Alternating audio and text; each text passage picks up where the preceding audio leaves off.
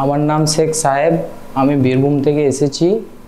তাই এইখানে আমার মামার একটা ছেলে এসেছিল, তাই ও এইখানে সুস্থ হয়ে গেছে, তাই আমিও এখানে এসেছি। ছোট থেকে পেচ্ছাপ আলাদা জায়গা থেকে হতো, সবাই যেমন করতো সেরকম হতো না, এইরকম সমস্যা ছিল। তাই ভাবছিলাম যে ঠিক হবে না।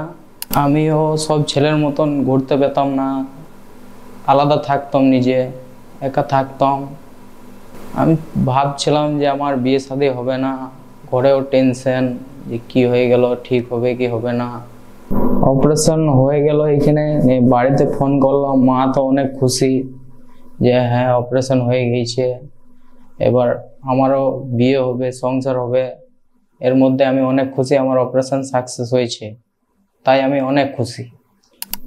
স্যাররা অনেক ভালো এখানে, সবাই ভালো এখানে, কোনো অসুবিধা নেই। অপারেশন করার আগে ভাবছিলাম, ভয় লাগছিল যে কি হবে কি হবে, কিন্তু অপারেশন হয়ে গেছে আমি বুঝতেও পারি নাই। তাই বাইরে এসে অপারেশন হয়ে গেছে, স্যার বললো হ্যাঁ কোনো টেনশন নাই, অপারেশন হয়ে গিয়েছে। তাই আমি অনেক খুশি শুনে, বাড়িতেও সবাই খুশি। আগে আমার এখানে পেচ্ছাপ হচ্ছিল, সব ছেলের মতন হচ্ছিল না, এখন অপারেশন হওয়ার পর আমার পেচ্ছাপ এইখানে হচ্ছে, তাই আমি অনেক খুশি। বলছি যে দাদারা কাউরিতে হাইপোস্পিরিয়া হয়ে আছে তো এইখানে যোগাযোগ করুন, কসমো 8।